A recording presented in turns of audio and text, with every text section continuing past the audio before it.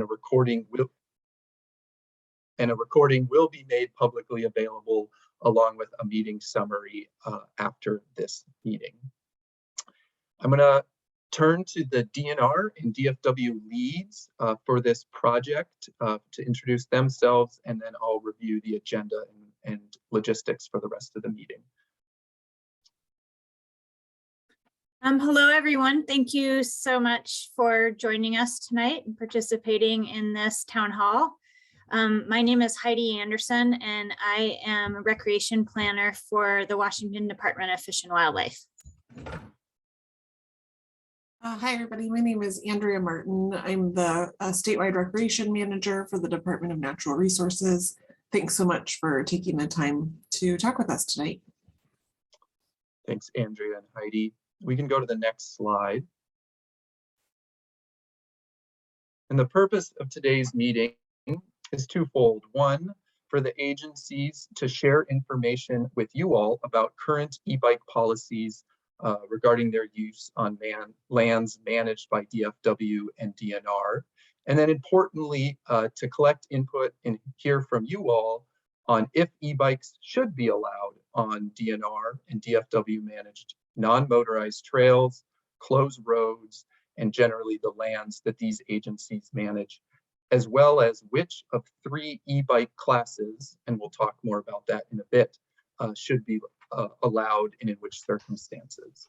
So again, I just want to highlight, we're talking about DNR and DFW managed lands, and we're not talking about local government managed paved commuter type trails, Washington State Park trails, or federal lands such as national forests or federally designated wilderness. Go to the next slide, please. So the agenda for this evening, we have about 90 minutes together. In the first 20-25 minutes or so will be a presentation from the agencies to you all. Then we're going to shift into breakout groups to collect your input on a digital whiteboard regarding use of e-bikes on state lands. And that input will be used to help inform a report to the Washington State Legislature that the agencies will be developing. And again, we'll talk more about that in a moment.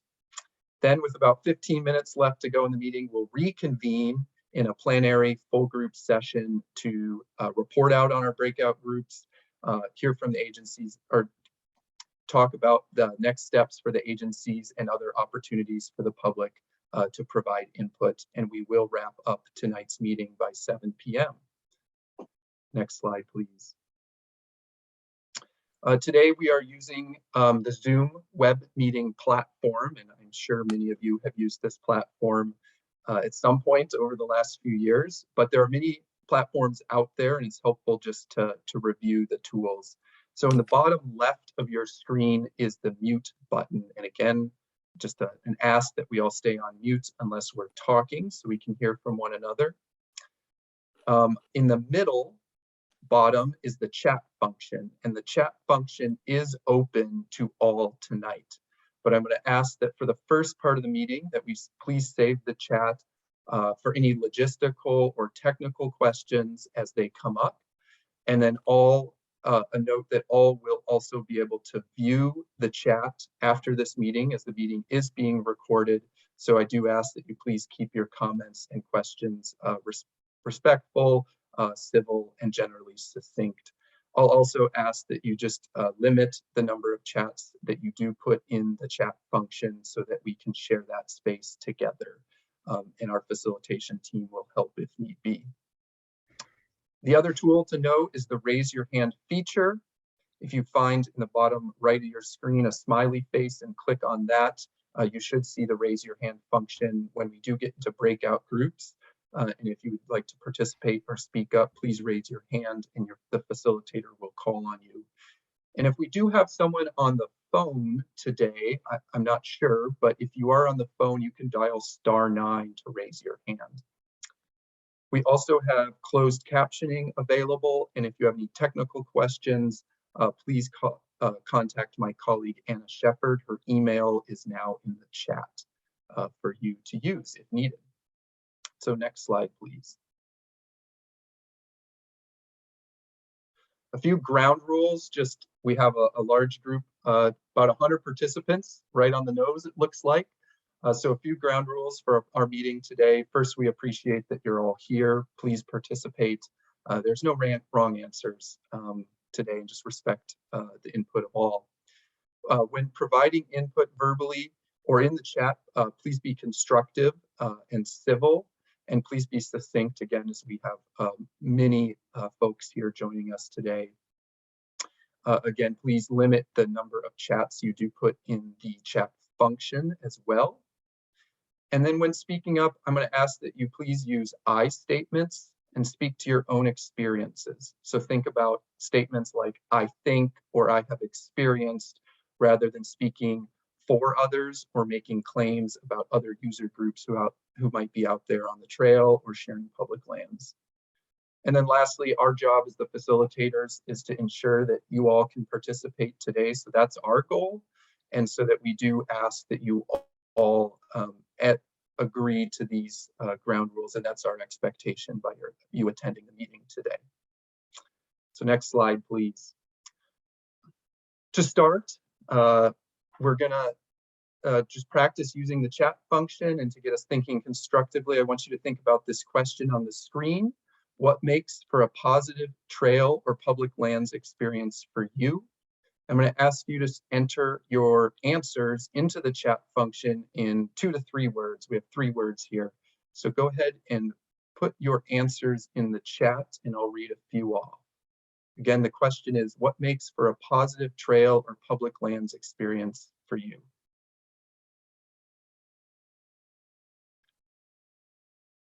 And we'll come back to this, but I'm going to read a few off here, and we're going to take notes on the chat for our note-taking team. But I'm seeing clean and maintained, nature, exercise, multi-use, respect others, access for all, peaceful, quiet sounds, clean, safe, safety, wildlife, quiet, exercise, solitude. So many comments, and we're going to come back to this. But the reason that we wanted to bring this up to you all today is just to get you thinking about what interests you have in using multi-use trails that are used by many different types of user groups. So with that, I'm going to turn the floor over to the agency team, to Andrea and then Heidi, to give a short presentation.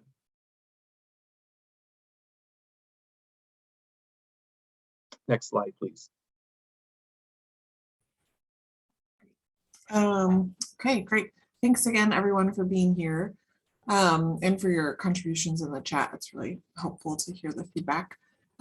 So quickly, I'll just give a brief summary of Senate Bill 5452, which is the legislation that brings us together this evening.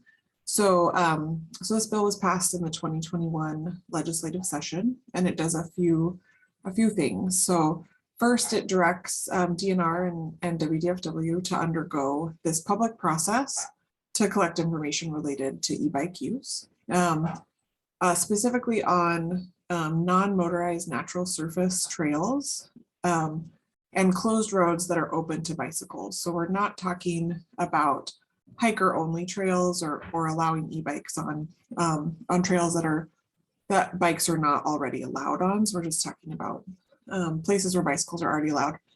And the public process needs to include thoughtfulness around etiquette and trail use. So that's sort of the broad direction. The second component is that the process needs to include a variety of groups. So input from the tribes that are located in Washington State, individuals with disabilities, representatives of conservation organizations, and representatives of a variety of recreation organizations, including equestrians, traditional mountain bikers and e-bikers, hikers, and hunters. The findings of this process, the deliverable that we are expected to produce, is a report to the legislature that's due at the end of September, summarizing what we found through this process that Triangle is supporting us through.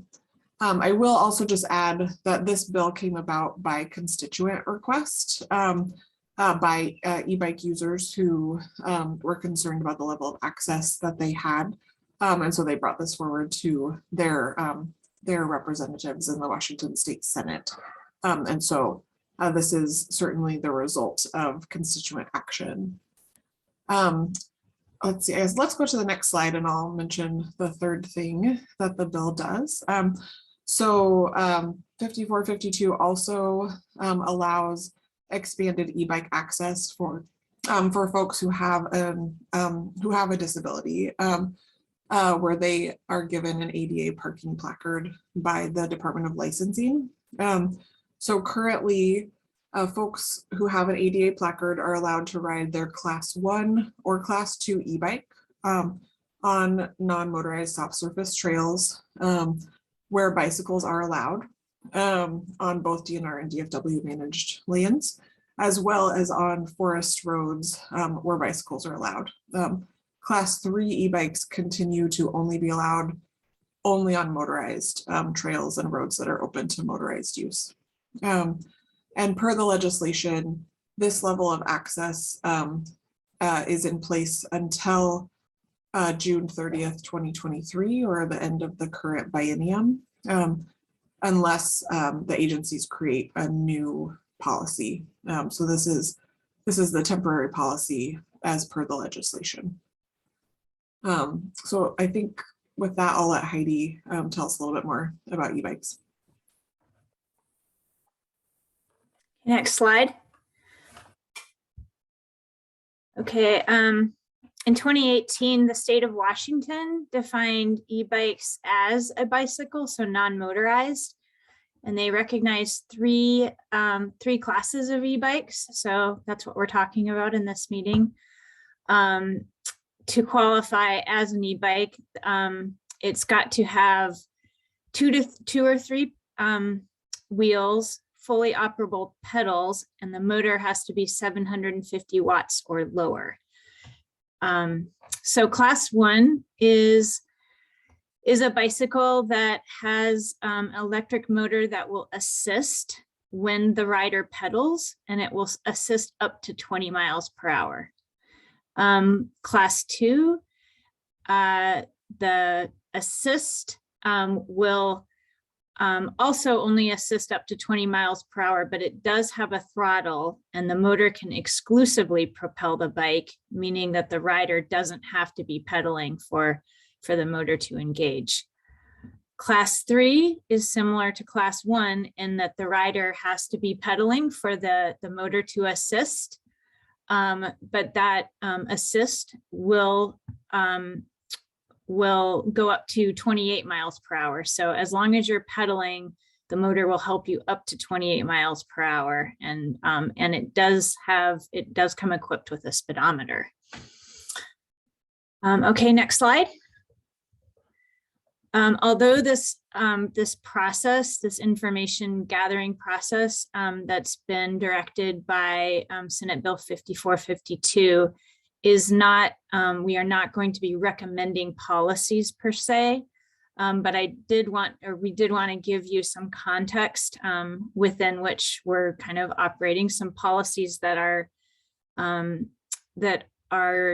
in place for other public lands.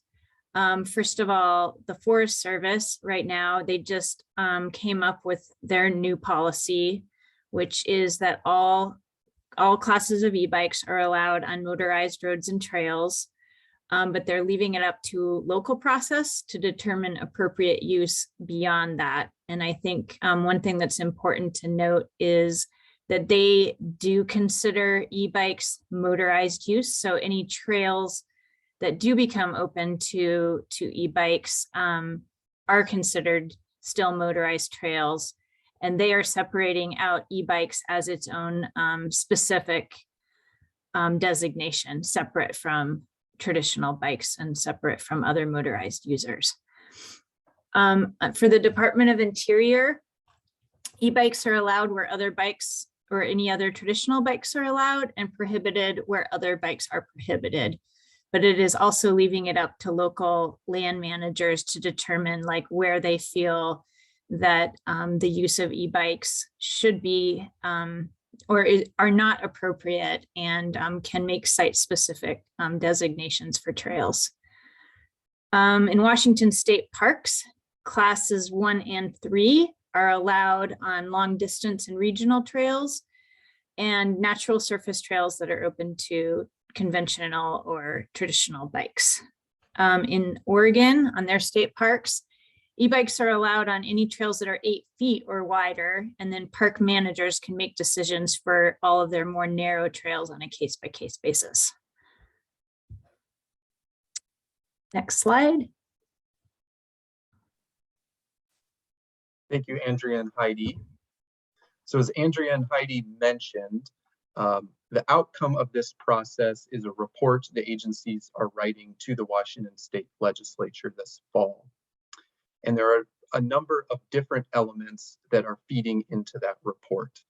Largely, we've been talking about the public process listed there on the center of your screen in the aqua color, if you will, and that's the process the Triangle team is helping to support, and that this town hall, as well as last week's town hall, are part of.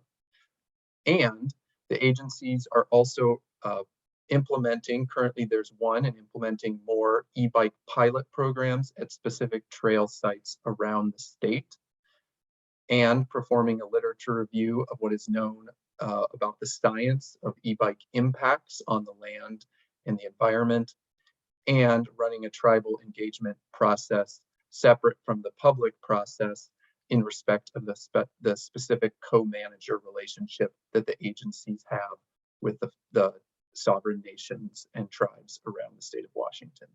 So that's all going to feed into the report to the legislature. And as Heidi and Andrea mentioned, that report is not a specific policy recommendation, but is a collection of findings. So next slide, please. More specifically, the public engagement process is built around a couple core elements. One are these 2 public town halls. This is the second. We had one last Thursday, and there were also about 100 people. We have a few more tonight. So 2 public town halls, as well as a public survey that is available in both Spanish and English. And my colleague Lucila will put the link to that survey in the chat in a moment. That survey is available through July 15th. So please fill it out if you haven't, or pass it on to your friends, colleagues, recreation partners, or whoever may be interested. Again, it's available in Spanish and English, and hard copies are available if someone doesn't have computer access. Those are available by calling the agencies themselves or at agency field offices. We also are running targeted listening sessions and a focus group with specific organizations that represent or are leaders in the recreation community. For example, we have an equity-focused listening session with equity-focused recreation organizations, as well as an adaptive recreation-focused listening session with the disabled recreating community, and then listening sessions with each of the main user groups as well. So multiple ways to engage. And if you go to the next slide, you can also send questions and comments to these 2 agency emails. And one thing I do want to highlight today is the purpose of today's meeting is really to hear from you all as much as possible. And if we aren't able to get to your comments or you have follow-up questions, please know that you can email questions and comments to these emails, and the agencies will follow up as appropriate and as they're able. And I do see that my colleague Lucila is now putting those email addresses in the chat as well. So I'm going to ask that we circle back to that first warm-up question that we had on the screen and show the results that you provided in the chat and how that looks in a word cloud. So again, the question that you answered was, how does a positive, or what represents a positive trail or public lands experience for you? And these are the types of responses that you were provided in a word cloud, which is an online feature that magnifies the responses that were provided the most frequently. So you can see there's many different responses, but safe, clean, quiet, exercise, safety, maintained, wildlife, leave no trace, are all a little bit bigger, but they're all important here. And the reason we want to bring this up is to center you in your interests around this question. And we ask that you consider why you're providing the input you are in the breakout groups when we get there, because that will help the agencies understand your primary interests as they develop their report to the legislature. So now we're going to shift to the public input part of the meeting, and I'll ask that we go back to the slideshow. Next slide, please. We're going to break out into 4 breakout rooms for about 45 minutes to answer these questions, and the floor will be yours. The 3 questions are, under what circumstances, if any, should e-bikes be allowed on non-motorized trails and/or closed roads on lands managed by DNR and DFW? Which of the 3 classes may be allowable, if any? And what opportunities, challenges, or concerns should be considered regarding e-bike use on non-motorized trails and/or closed roads in the report to the legislature? So those are the 3 questions. If we go to the next slide, logistically, there will be a facilitator as well as a note taker in each breakout room to capture your input on a digital whiteboard. There will also be agency staff in each breakout room who can answer questions if it's appropriate at that time, but the purpose is primarily to hear from you all and collect as much input as possible. To provide input, please raise your hand and the facilitator will know to call on you. Again, you can also use the chat, but please do try and limit the number of chat entries that you do provide today so we can hear from all. And then we're going to return at 6:45 to hear a report out and talk about review the other opportunities to provide input to the agencies on e-bike use. So to get into the breakout groups, my colleague Anna has split us all up evenly into 4 groups. And in a moment, you're going to see a dialog box pop up inviting you to join the meeting.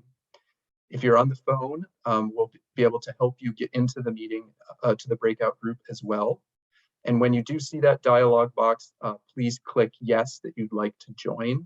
And just a reminder, the breakout groups will be recorded as well. So Anna, go ahead and please place us into breakout groups and we'll get started in just a few moments.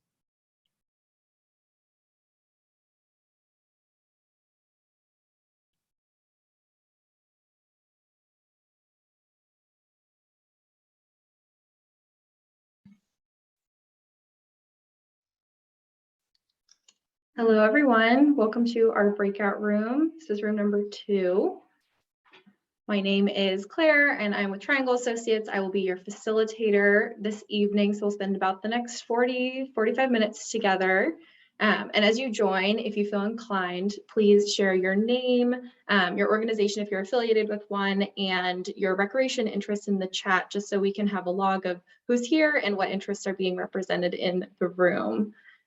Before we begin, I'd like to introduce Heidi Anderson from the Department of Fish and Wildlife. She's part of our breakout room today. Heidi, go ahead. Yeah, thanks again, you guys, for participating. Like I said, I'm a recreation planner for DFW. It's a statewide position, but I'm actually based in Winthrop, Washington. So I'm here as a subject expert, I guess. So if any of you have questions about what DFW is doing right now or about this process, feel free to ask me. And I see a few familiar faces in the crowd. Thanks, Heidi. So before we dive into the discussion, if you'll indulge me, I'll just lay out a couple of ground rules and share how the logistics will work. Pretty similar to what Thomas mentioned, but I just want to reiterate the ground rules that Thomas shared. There are no wrong answers. Speak up and provide constructive input. hold space for others and share time. We do have a pretty big group today. There's 27 of us in here. So I'd like to let as many people get the chance to share their input as possible. Speak to your own experience and use I statements and respect other points of view. So Cheryl, if you can pull up the screen share. Cheryl will begin sharing her screen, and that's where we'll be taking notes today, so you can see where your input is being represented.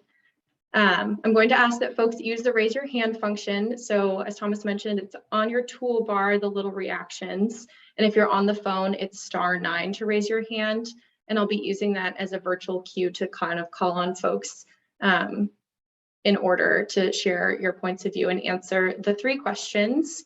Under what circumstances, if any, should e-bikes be allowed on non-motorized trails and closed roads managed by the 2 agencies?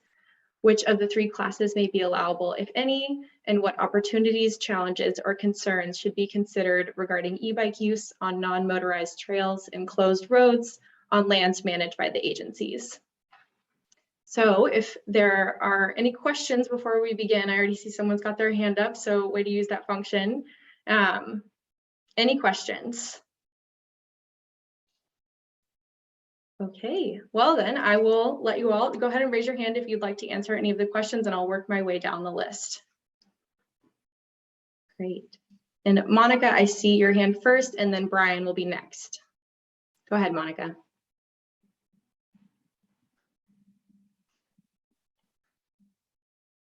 And if you're speaking, Monica, you might be on mute.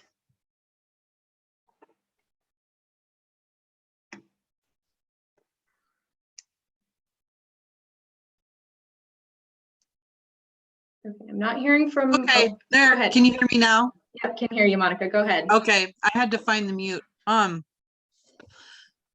wasn't sure if I was supposed to type my answer. So Okay. number 1, I would like to answer none. There are no circumstances.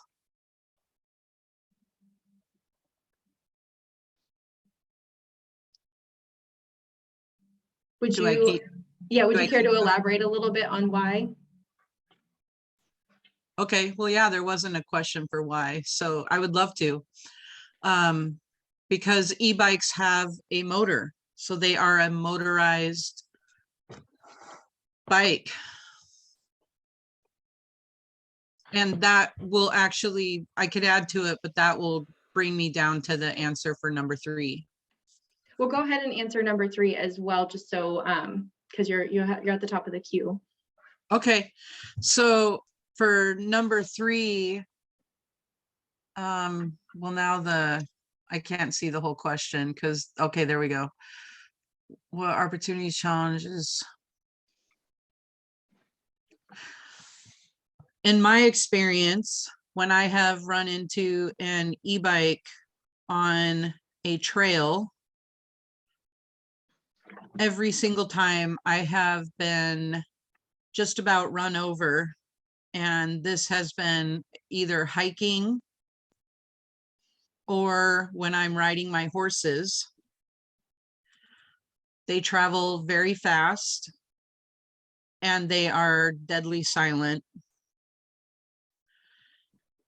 I can always hear mountain bikers coming because there's usually their chain is rattling or some other part of their bike is, you can hear them. So that has not been an issue. The e-bikes, you cannot hear them. And I have had to jump off the trail when I was hiking, and my dogs have just about gotten hit because they didn't hear it or see it as fast as I have. When I've been riding my horse, we cannot jump off the trail that fast. And so that would be safety. The other reason would be law enforcement. The DNR and the Fish and Wildlife is not funded enough to maintain and enforce rules and regulations for the users that already exist. And I am against adding another user to non-motorized trails. Thank you, Monica. I appreciate your comments. Hearing e-bikes are too fast, safety, concern around safety for animals and on the trail, and enforcement concerns as well as considering the classification of being motorized. So thank you, Monica. Next, I see Brian, and then Joan will be after Brian. Go ahead, Brian. Hello, my name's Brian Patrick. I have been a avid mountain biker, climber, skier, user of public lands my entire life. I'm 62 years old. I purchased an e-bike to access Mount Rainier National Park roads before they're open to the public. I use them to go ski touring. I've taken my e-bike all through Hancock lands, which are owned by the Muckleshoot tribe. I've encountered many horsemen. I've always been respectful. And while I respect and appreciate Claire's opinion, I believe it to be about individual bicycle users rather than the equipment that they use.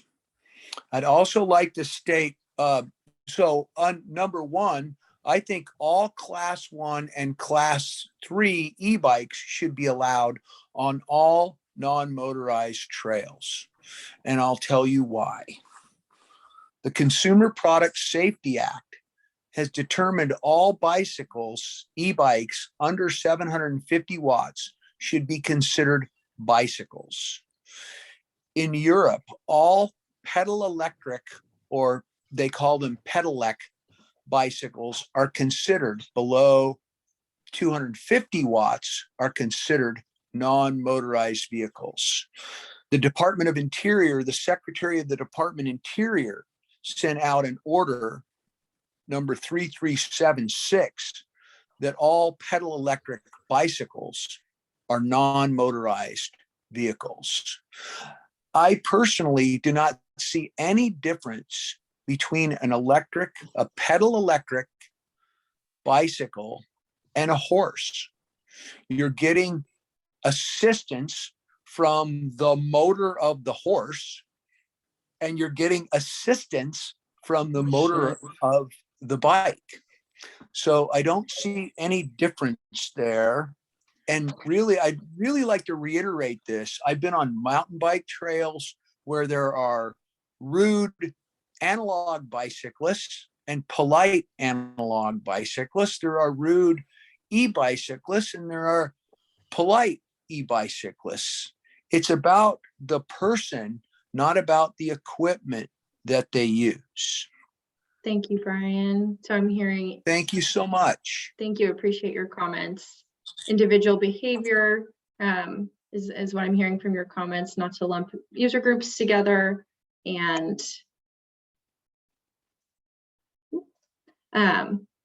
considering class 1 and 3 as regular bicycles. All right, so Joan, I see your hand up next, and then Michael, you will be after Joan. Go ahead, Joan. Hi, I'm basically mostly a horseback rider. I do some hiking, and I do this on DNR managed land and other lands, and WFW. And the number one, I basically feel like no e-bikes should be allowed.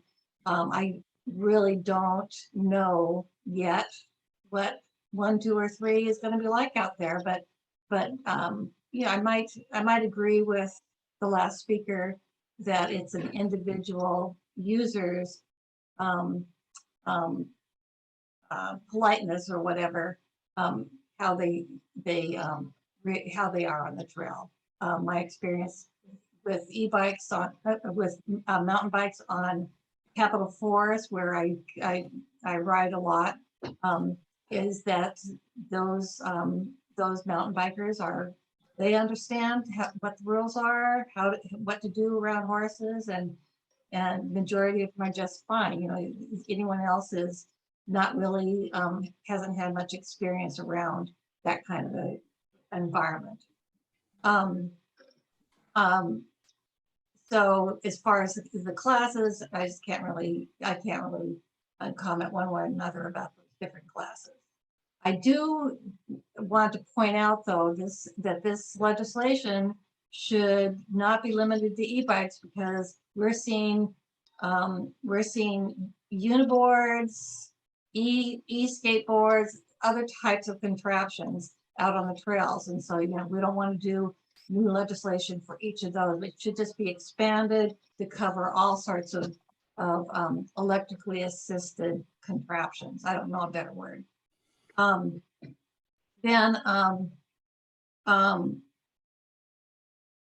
So recently I ran into an electric, a biker on an electric vehicle and contraption. Anyway, I asked him, is that an e-bike? And he says, yes, but I had the motor turned off. And it's like, anyone can say that. So I don't think that should be a legitimate excuse for being on the trails when they're marked no e-bike access yet, which they are on Capitol Forest. I'm concerned about the increased volume of traffic, and maybe the weight of the e-bikes causing more trail damage and which will require more maintenance. I'm concerned about that. The ADA access that's currently being allowed, who's going to enforce that?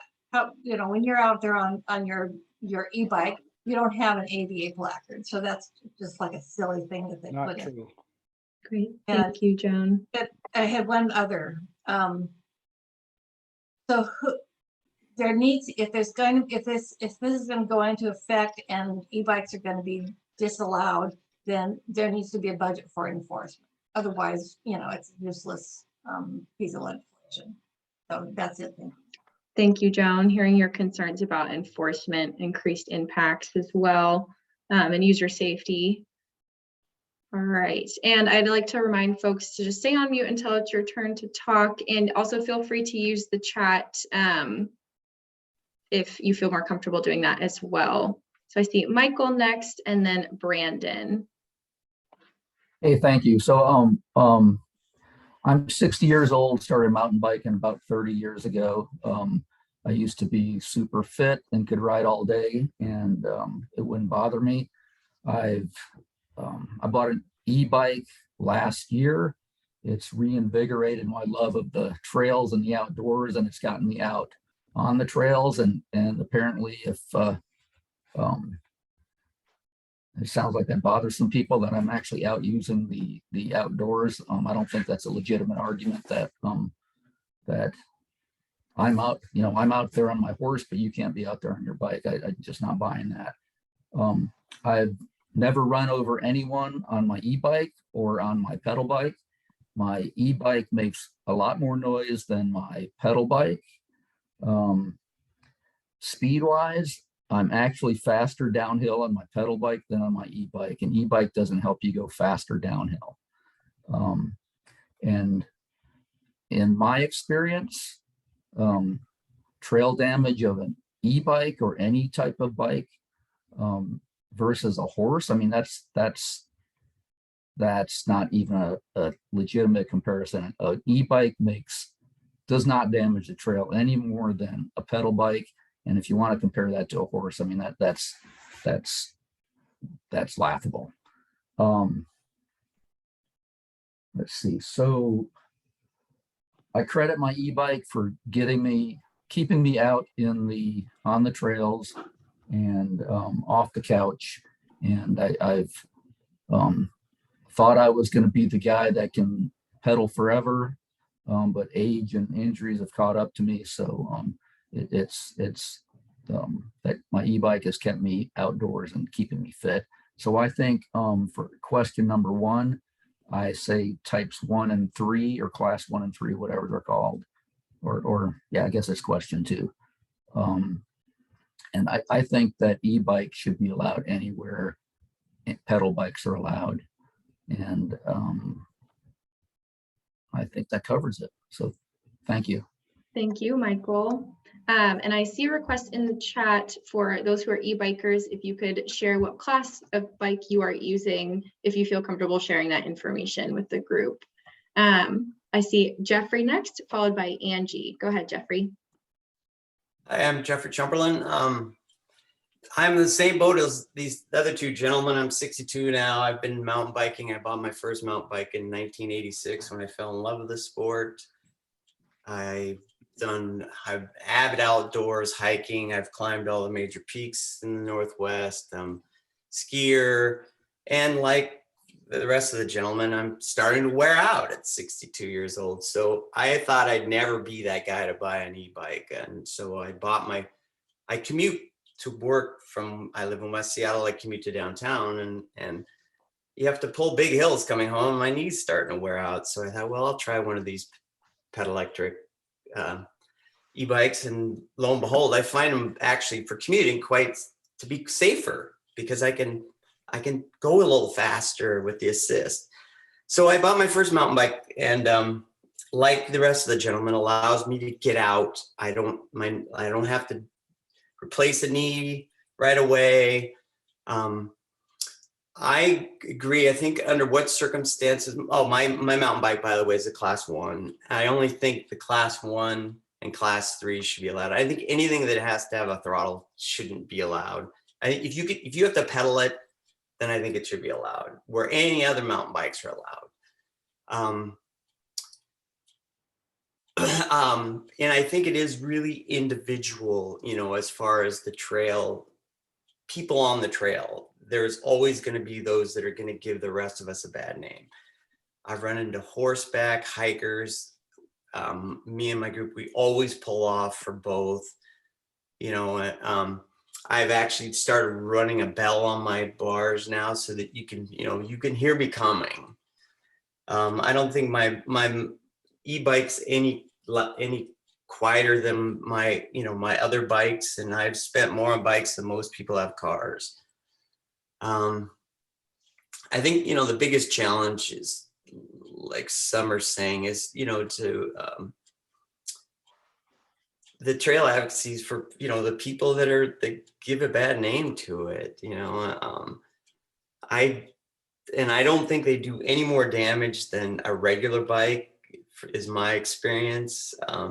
And like another gentleman says, I could go a lot faster on my non-motorized bike because it was a lot lighter.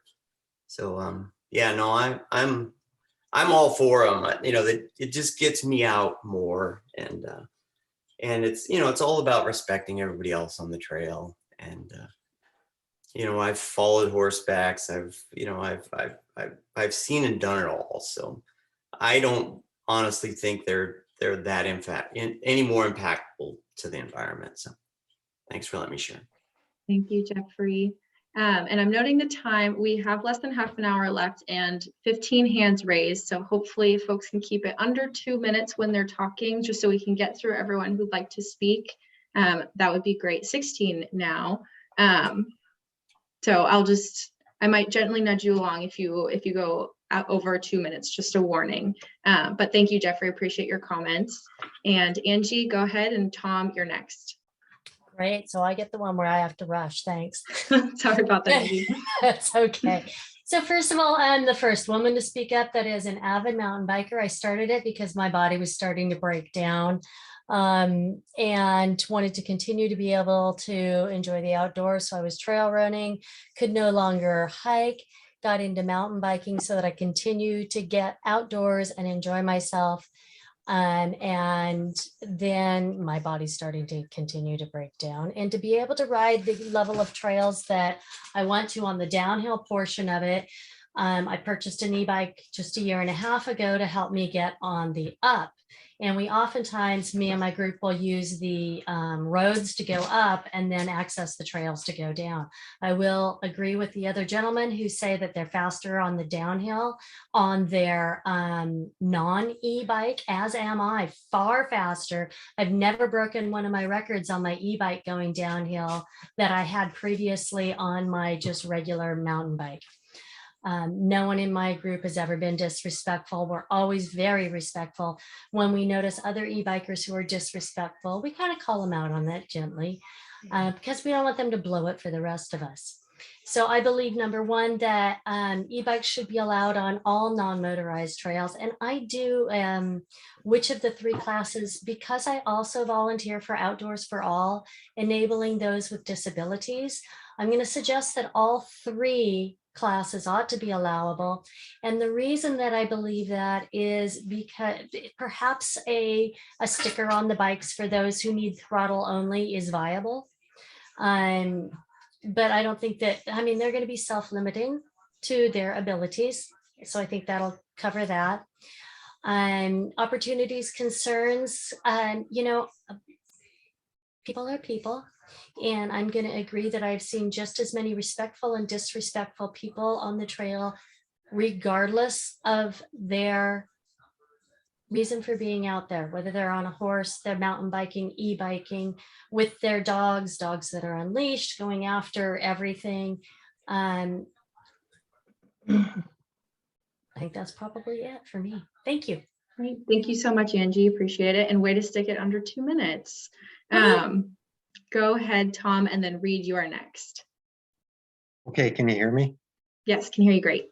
Okay, so I'm 64, a lifetime bike commuter and mountain biker. And unlike some of the previous people who spoke, I ride a traditional mountain bike. I don't ride an e-bike.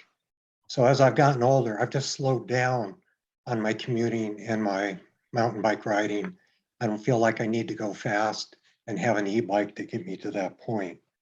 So that's just kind of, I guess the other thing I was going to say before I answer these three questions is that the problem I perceive has to do with speed, both on the commuter trails that I go on and on the mountain bike trails I go on. It's a problem when e-bikes come up behind me and they can climb faster because they have the e-bike assist. And once again, I'm on a standard bike. I'm an older gentleman, and so I'm not necessarily going fast. And it's a problem to have to keep pulling over or to have someone buzz by you. So that's my views. I'll answer the questions real quick. Under what circumstances, if any, the number one question, I would say potentially class 1, but not class 2 or 3, because maybe a little bit of assist wouldn't be as much of a problem. But I'm not even sure e-bikes shouldn't have their own special trails and that there shouldn't be some trails set aside just for traditional mountain bikers. And then as far as the opportunities and challenges, again, I think the challenges are that the e-bikes are able to go at a different speed on climbing. It creates a problem for traditional mountain bikers. And I do feel like the extra weight of the e-bikes is going to punish the trails a little bit more. I do work on trail maintenance, and so I know what mountain bike trail damage can do. Thank you. Thank you, Tom. That was perfectly 2 minutes. You nailed it. Go ahead, Reed, and then Jeff, you are next. Yeah, actually, I think I raised my hand a while ago. I think most of my points have been covered, but I think class 1 for sure should be allowed. I've heard some pros and cons on the other classes, but the class 1s, you know, with a lower speed limit, and most of the class 1s are getting, they're basically the same as a mount. I have one, and it's all the same parts, the chain, the cassette, you know, everything is the same, other than it gives you a little bit of boost on the pedals. And even that varies. There's different weights and different sizes, and the industry as a whole, it seems to be working towards lighter and lighter class 1 bikes that are more similar to your non-e bikes. You know, I think I think other than that, I mean, most people have mentioned it's downhill. The speeds downhill are not really different, same, maybe slower, even for some. It's, you know, the mostly where you see the advantage is climbing, which, you know, I'm typically doing that on a fire road of some kind that's, you know, a double track, not a single track. And that's really where the advantage of the e-bike comes in, is that you can get up that part of the climb quicker so that you can get back to the fun stuff of going downhill. And I think that's where a lot of people have really liked the bikes. I personally find I pretty much burn the same calories over a ride on an e-bike.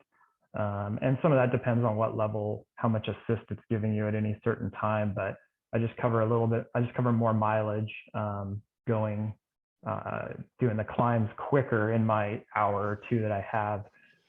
So I think that's mostly all I had to say. I think pretty much everything else has been covered. Great, thank you, Reed. And I'm seeing some questions in the chat as well, so please feel free to continue using the chat for questions that you might have about classifications or additional comments. Jeff, I see you next, and then Ryan, you are next. And thanks everyone for your patience as we work our way down the line. Go ahead, Jeff. Thank you. Thank you for the opportunity. Thanks. I'm a we got two Jeffs. Oh, Jeff B. Go for it. Okay, thanks. I'm mostly representing the interests of the Olympic Discovery Trail here on the Olympic Peninsula. And so the two main points I would make that may be somewhat out of the mainstream are I really hope that whatever is done will allow jurisdictional discretion to enable their jurisdictions to manage trails consistent with other jurisdictions where the trail's continuous. We have or will have portions of the Olympic Discovery Trail going through both WDFW and DNR land. We're striving to achieve a consistent 15-mile-an-hour limit, regardless of horse or bike or buggy or whatever, on our non-motorized trail. So really having jurisdictional flexibility is paramount. And also in terms of management, it seems a folly to try and have it be based on the class of bike. Many other people out on the trail aren't going to know a class 1 from a class 2 from a class 3, but they are going to understand speed and going too fast or being unsafe. So we're working with all of the jurisdictions, and hopefully jurisdictional discretion will allow that with DNR and WDFW. And then I would also advocate looking toward having certain trails that would allow e-bike use and others that wouldn't, and just provide specified use in specified areas. Thanks. Thank you, Jeff. Appreciate it. All right, Ryan, you are next. And then Dan, you are after Ryan. Go ahead, Ryan. Hey, thank you so much. So I have a funny spot. I'm a Class C certified chainsaw instructor evaluator for the Backcountry Horsemen, the Evergreen Mountain Bike Alliance. I work with organizations all over Washington to make people safe with saws. I use power tools in the woods. I have a lot of gear that I have to carry around in the woods. Sometimes I use horses, sometimes I use bicycles, sometimes I use e-bicycles. Having the legal designation to use e-bicycles to carry my gear is like a really cool idea. I build bicycle trails primarily. I build with a bicycle focus. I do not own an e-bike, but the Evergreen Mountain Bike Alliance has 4. And I've been able to use them on a number of occasions. I will tell you that with a chainsaw on my back, pedaling uphill on an e-bike, it is easier than an acoustic bike, but it is not easy. They have power to help you go uphill. They definitely go uphill faster. But I feel like if we ban them from all the places, there's there's upside and downside. It's not clear cut. It hurts people like me who would really like to be able to use them in certain locations. There's a lot of stuff to detach and detangle, like user conflict and all sorts of other things. But what I'll say, my personal opinion is I believe pedal assist e-bikes should be allowed anywhere a bicycle is, based on my anecdotal experience with trail wear. And I believe that class 1 and 3 should be allowed, but not throttle bikes without a disability. And finally, conflict uphill is definitely a thing. Speed uphill is a problem. Oh, that's my timer. I'll just say, and it's very difficult to differentiate between an e-bike and a regular bike at speed. So, you know, but trail maintenance, keeping up with your kids, and access to lots of people are definite pros to offset those cons for number 3. And I'll cede the floor. Sorry, I went over. No worries. Thank you so much, Ryan. Appreciate your comments. All right, Dan, you are next, followed by Deb. Go ahead, Dan.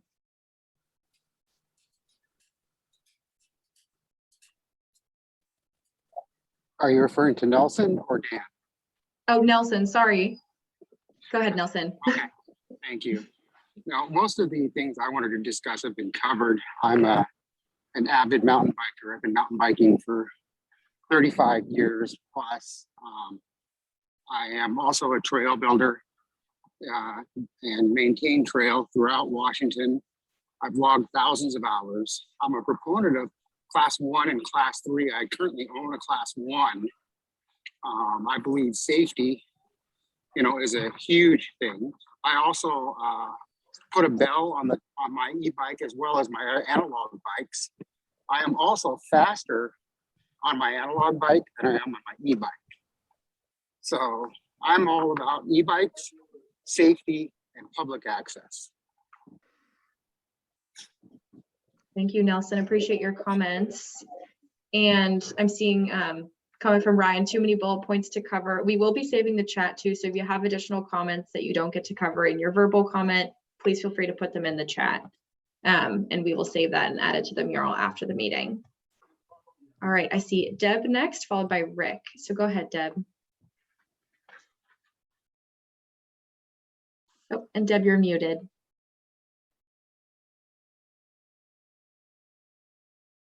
Okay, you can hear me? Perfect. I'm a horseback rider, and I also help maintain and build trails. It's mainly in Capitol Forest. I have concerns about speed and spooking horses and having serious accidents on the trails. I know that no one wants to cause an accident, but when we have fast bikes who are not, who come around the corner and they're 1 minute you don't see any or hear anything, and the next minute they come around the corner and they're right in your face. Horses spook naturally, and it can cause a serious, even fatal accident.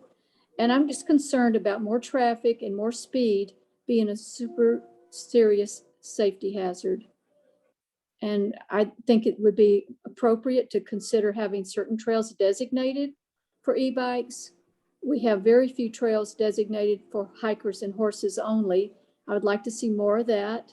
And I think we could get into serious injuries with more fast bikes on the trail. So that's my biggest concern. That's all. Thank you so much, Deb. Appreciate your comments and hearing your concerns about safety on the trail, especially with horse riders and hikers. All right, Rick, you are next, followed by Peter. Go ahead, Rick. Okay, so, whoa, what did I just do? Hold on.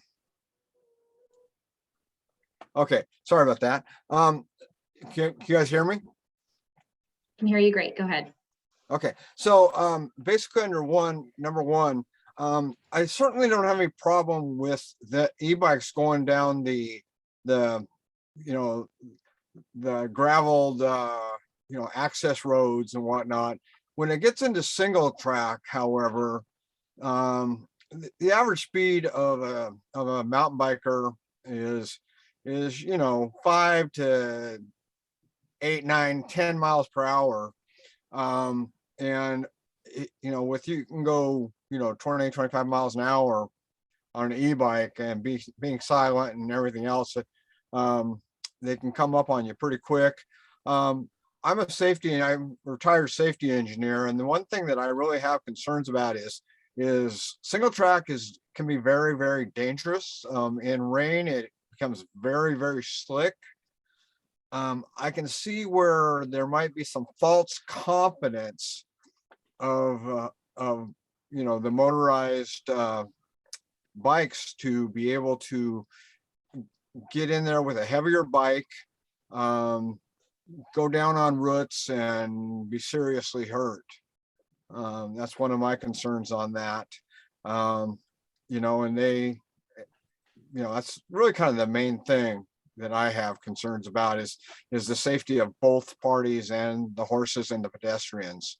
I think this opens up a little bit of a door. I used to be a motocrosser and now I'm just a mountain biker, and I think it opens up some safety risks.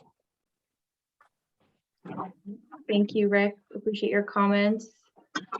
Peter, you are next, followed by Verna, and we have just about 10 minutes left and 6 hands, so I think we are going to make it. Go ahead. Hey there. So I'm actually logged in under my partner's name. So just a few things.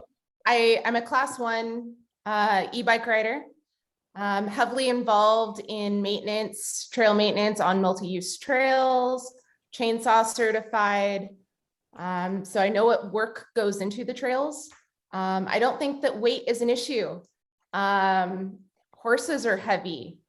There's no difference between a light person riding a 15-pound heavier e-bike versus a heavier person riding a lighter analog bike. E-bikes are only about 15 pounds heavier, which is the equivalent of 2 gallons of water. E-bikes don't go any faster than acoustical. I know plenty of folks that shred the downhill, and I don't go that fast on my e-bike. Yeah, it just comes down to the fitness of the rider, right? So I'm not the fittest rider, and there's plenty of analog bikes that go faster than me uphill and downhill, even with the assist. And most of the time, we're using our class 1 e-bikes to climb up gravel roads and then do descends. As far as noise, I've ridden acoustical, I call it acoustical, analog bikes and e-bikes. The sound's about the same. And a lot of what I'm hearing is a lack of respect amongst trail users.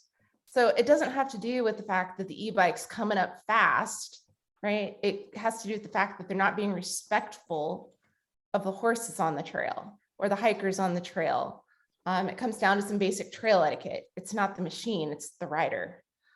Yeah, so that's what I have to say about it. Thank you so much. Appreciate your comments. Definitely hearing lots of individual user concerns versus group behavior.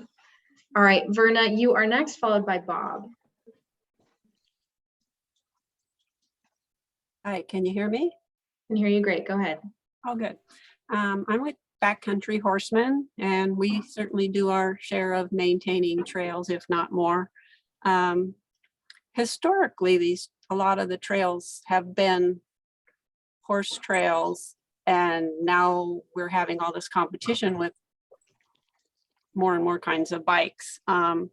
Somebody earlier said that the horses don't damage trail or do damage trails, but 20 years ago, I would ride on horse trails that people had been riding on for 50 years and were in perfect shape.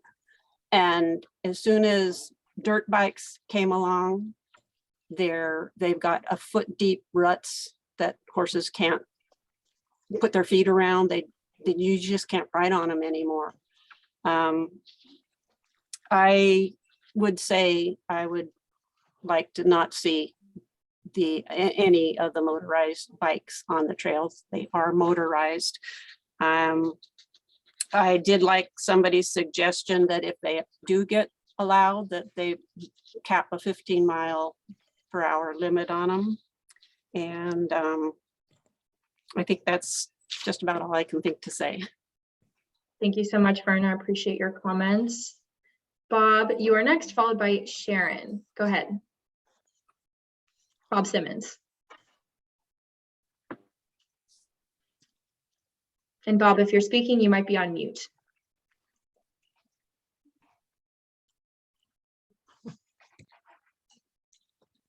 Okay, we might come back to Bob. Sharon, go ahead, and then Bob will circle back to you. I'm with Backcountry Horseman. I'm 77 and been a trail rider for 66 years.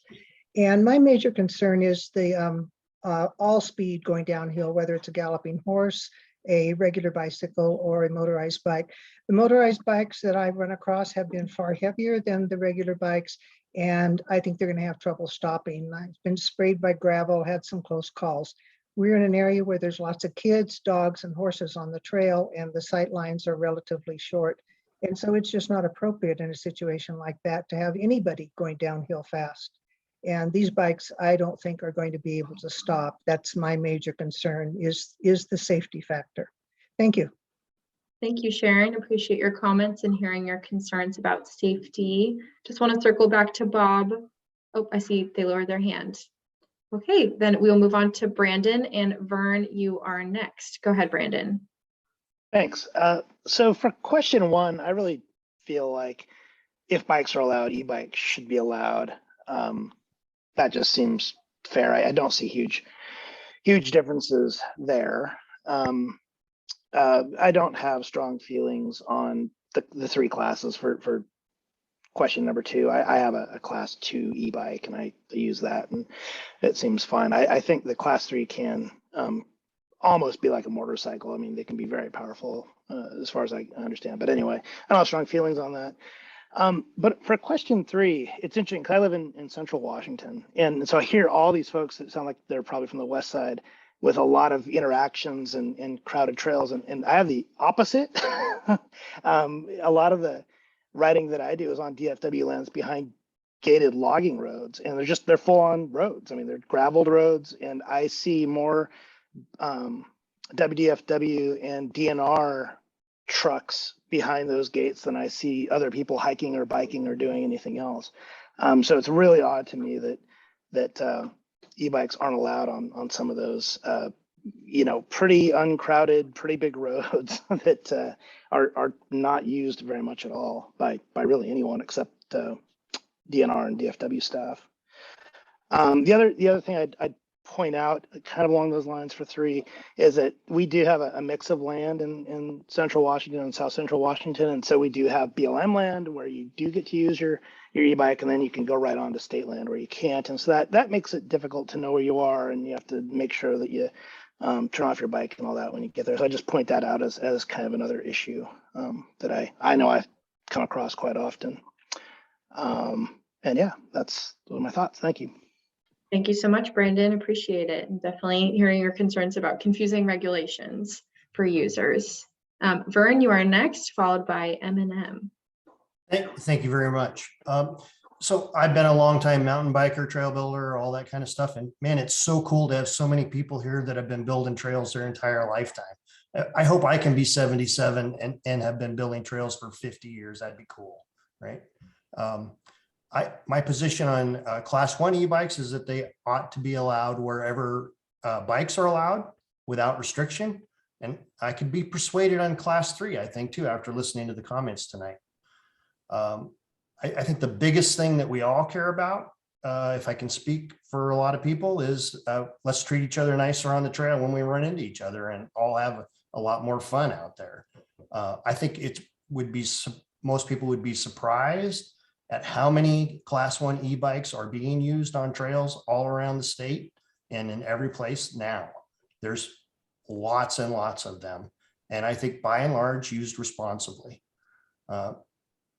They're allowed anywhere in British Columbia in the regular mountain biking trails. Class 1 e-bikes are allowed anywhere. I just got back from a short trip in Italy, and e-bikes are everywhere there.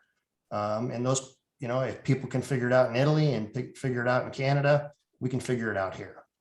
Thank you. Thank you, Vern. M&M, you are next. Go ahead. Oh, you're muted. Thank you. Of course. So my name is Mary, and I have a slightly different experience from the rest of the group. I do not have an extensive mountain biking background, and the e-bike has allowed me and my husband, we do mostly closed roads. I do not have the skill set to be on a trail or a single track. We like to do dispersed camping. We take our e-bikes with us, which are class 2, and we enjoy biking on both the motorized and the closed roads within the DNR and WDFW area. Never used the throttle on the class 2 bike. I think all 3 classes should be allowed, of course, because I have a class 2 bike. If there needs to be protocol rules, I completely understand that. I also understand the comments about how do you enforce that. It does come back to individual etiquette. I also used to have a horse many years ago. One time we came across, it was again on a wide levee trail local here in Tacoma, came across a horseback rider coming the other way. Being a horseback rider in the past, we immediately stopped our bikes, let the horse go past, talked to the rider, is everything okay? That's our experience. So number 1, I think all bikes, I can only speak to closed roads. And again, all 3 classes and challenges and concerns. I think the rest of the group have done a great job of outlining those. Thank you. Great, thank you. And I see you all got the notice to join the main room, so I'll just close this out. Thank you for making my facilitator job very easy, and you've provided some great comments, as Cheryl has noted. We'll also be saving your notes in the chat. But I will see you back all in the main room. Thank you again for your participation.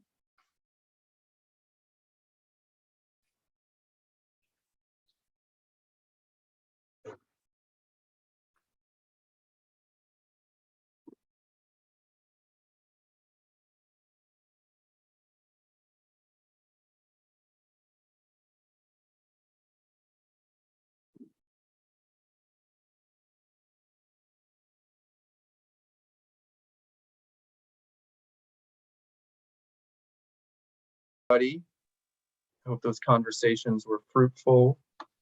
We went right up until the very end.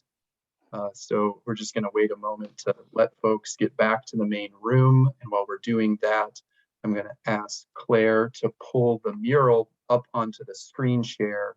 And we're going to do a quick report out from the 4 groups, and then just review the other opportunities to provide input, and we'll let you go by 7 o'clock. So Alyssa and your team, I'll go to you first. Yeah, thanks, Thomas. So in breakout room number 4, which you'll see on your screen here, we had several common themes. Let's see, the first was that with regard to concern over speed of e-bikes versus the speed of traditional mountain bikes, that while e-bikes may have the capacity to go a certain speed, that doesn't necessarily mean that the rider will make them go that speed. And so just focusing on education and etiquette and just the circumstances of the trail, whether they're wide, whether they're single track, should all be considered in determining which classes of e-bikes are allowed. There was some discussion about how ADA placards and the requirements for ADA placards may be a little bit too restrictive, and considering folks with lower abilities as well that benefit from e-bikes, making requirements for lower ability riders and folks with requiring an ADA placard very clear. There was discussion about having clear trail markers and directional signage on trails to help reduce, I guess, conflict between user groups, conducting outreach to user groups, and just addressing, which is sort of linked to etiquette, but addressing silence amongst user groups and really emphasizing communication between all user groups to minimize the danger. And we had a lot of great discussions, but in the interest of time, I will cut myself off here unless, Olivia, there's anything else you'd like to add. You did great. Great. Thanks, Alyssa. We can go to Lucila. Thanks. We were in breakout room number 3, and just of who was in the room, we had a mix of equestrians, mountain bikers, e-bikers, those experience with maintaining trails, experience in the recreation industry, and hunters. So as you can imagine, there were various perspectives and lived experiences in the room, so various comments. I will want to highlight that those that were in favor of having e-bikes on trails was really more towards class 1, and then saw problems or issues with class 2 or 3 bikes on trails. But noting that many shared that they would not like to see any of the 3 e-bikes on the trails. And mostly some of the concerns that Alyssa brought up, and there was some back and forth of the concerns on etiquette, on just the increased use of recreation already on the trails, and that this adds another user group and another access point for folks. But also noting that e-bikes do provide access and accessibility for folks to get on the trail that have limited physical abilities. And it also is a good way to get families together out on the trail. So Jacob, unless you'll add anything, I think we can go to the next group. I think you got it. Thanks, Cecilia. And Claire. Hey, thanks, Thomas. We also had quite a diverse group in room number 2. We had some hikers, equestrians, bikers, trail maintainers, so similar composition to your group, Lucila, I think. So we did have quite a variety of opinions. For those who did suggest allowing e-bikes, class 1 and 3 were some of the more popular opinions, although there were advocates for all 3. And then there were also people who suggested that no classes be allowed as well. There were concerns about speed and safety on the trail, specifically when it comes to user group conflict or conflict with horses and other animals on the trail. There was a suggestion for speed limits, but also noting that e-bikes provide greater accessibility for users, especially those who are aging or biking just isn't as easy as it used to be, or for trail maintainers who carry their equipment. And there was a lot of discussion about the importance of education and individual trail user etiquette. So just keeping the trails a respectful place for all users, no matter what their recreation type is. Okay, and Cheryl, anything to add? I'll keep mine short as well. It sounds great. I think you captured the big points. Thanks, Cheryl. Okay, and then group 1. You can zoom in a little bit. You know, we also had a pretty diverse group with a number of horseback riders, equestrians, mountain bikers, both the traditional analog and e-bikers, a number of hikers. We also had some folks talk about experience maintaining trails, and one representative from one of the e-bike manufacturing companies. So a pretty diverse group, and of course, lots of folks who engage in multiple use categories, if you will, on public lands. So off the bat, we definitely heard pretty strong input from a number of folks that e-bikes should be reconsidered as motorized vehicles across the board. So a number of folks were advocating for that. Meanwhile, there was quite a bit of dialogue as well about allowing class 1 e-bikes as well as class 2 e-bikes on non-motorized trail. There were considerations there A lot of folks who were for Class 1 just highlighted it's really a lot like, from what we heard, a lot like a traditional mountain bike.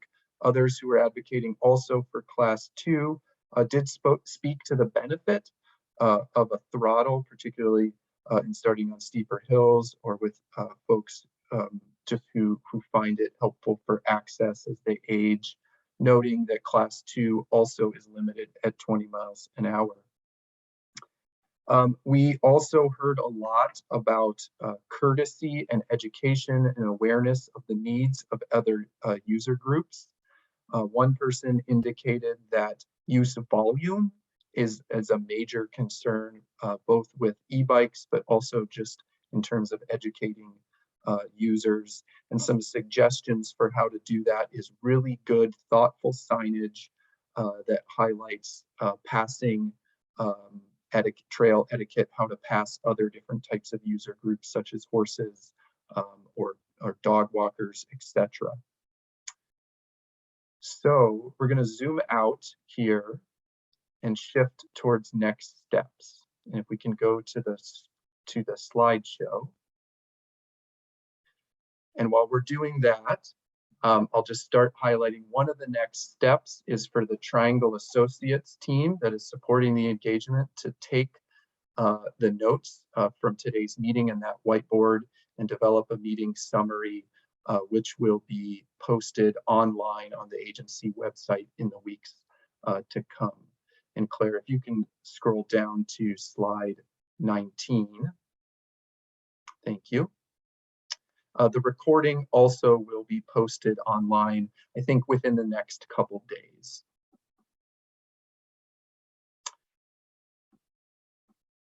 Next slide, please. Also, the survey is available if you'd like to provide additional input to the agencies, and I can see the English version of the survey has just been posted in the chat, and we'll get the Spanish language survey in the chat as well. These surveys are available and open online until July 15th. So again, if we encourage you and you're welcome to share these links with your friends, your colleagues, and your recreation partners. Also, if we go to the next slide, you want to send questions or comments. If we didn't get to something today, these two emails are available that you can send comments and questions to the agencies, and they will review and respond as they're able and as they're appropriate. And we have those now in the chat. So in wrap up, we're just one more item. We're going to put a poll up on the screen, and we'd like to just get your feedback on how satisfied you are with today's meeting.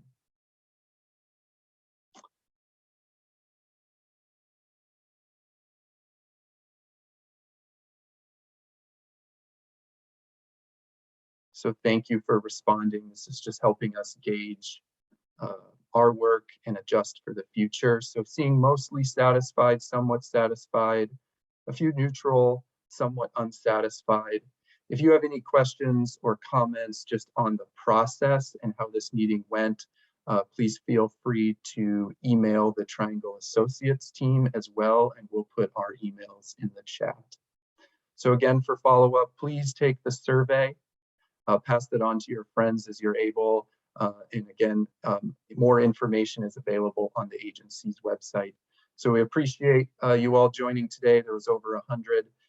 Clearly, this is an important issue to many, and I hope you all have a great evening. Bye now.